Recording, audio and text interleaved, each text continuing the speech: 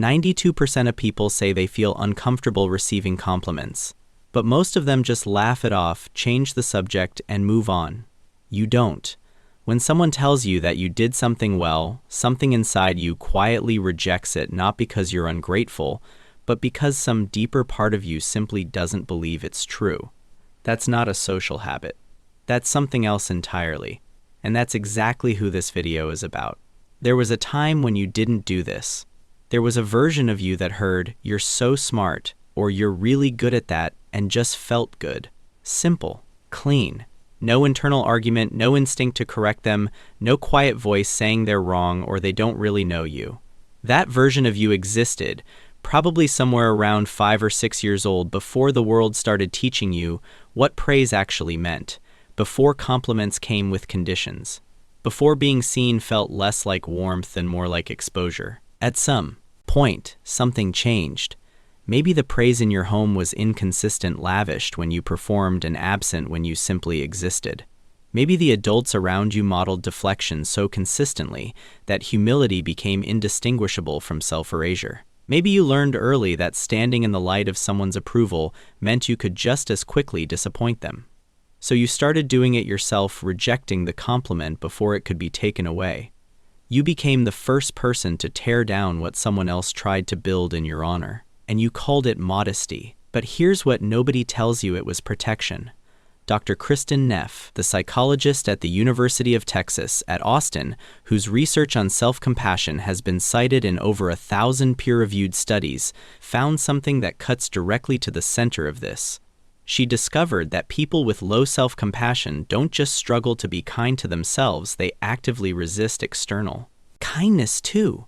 Her research shows that the same internal critic that narrates your failures also serves as a gatekeeper for praise, filtering out anything that contradicts the story it has already decided is true about you. The compliment arrives. The gatekeeper intercepts it, and by the time it reaches you, it's been rewritten as exaggeration, pity, or politeness. You never actually receive it at all. Think about what was happening around you when this gatekeeper was being built. Think about the environment where you first learned that other people's positive perceptions of you were unreliable. Maybe the praise you received as a child was performance dependent. You got warmth when you achieved, and distance when you didn't, which taught you that approval is conditional and therefore temporary. Maybe you were praised in public and criticized in private, which made compliments feel like theater. Maybe you simply weren't seen accurately. The praise never matched what you knew to be true inside, so you learned that the people handing it out weren't really looking at you at all. It's not a flaw. It's a blueprint your younger self drew to survive in a world where good things said about you could not be trusted. But here's what nobody tells you about blueprints built for survival: they don't automatically update when the danger is gone. Research from the Journal of Experimental Social Psychology found that individuals with low self-esteem don't just feel worse about themselves, they actively work to maintain consistency between incoming information and their self-concept.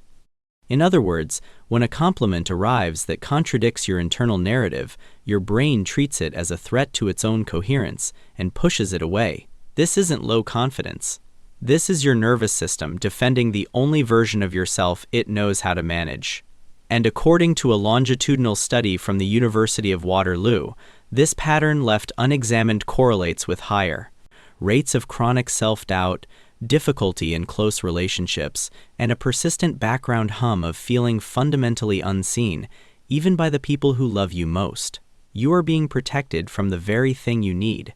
And yet, a 2020 study published in the journal Personality and Social Psychology Bulletin found that people who struggle most to accept compliments are significantly more likely to give them with genuine accuracy. Because you know what empty praise sounds like. You've been hypervigilant to it your entire life. You almost never offer it carelessly. When you tell someone they did something well, you mean it with a precision most people can't access. Your skepticism of praise did not make you stingy with it. It made you one of the most trustworthy voices in any room. The people around you may not always know why your words feel different, but they feel it.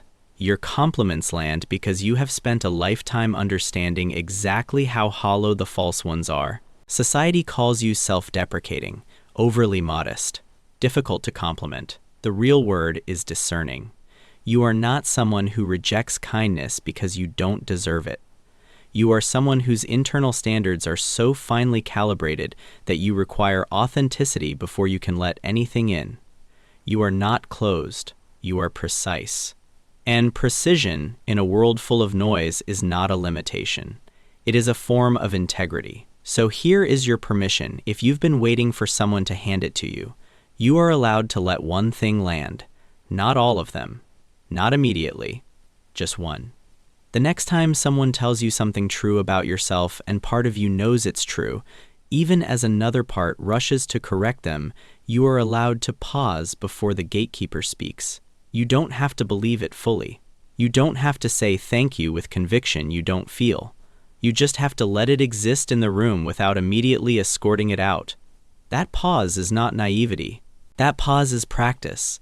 And practice, done slowly and honestly, is the only thing that has ever actually changed anyone. There is nothing wrong with you. There never was. The gatekeeper was never your enemy. It was your earliest attempt at self-preservation, and it worked. But you are not 9 years old anymore. You get to decide now what gets through. What's one compliment you've never been able to accept? Leave it in the comments. Someone here will believe it for you until you can. You already know which one.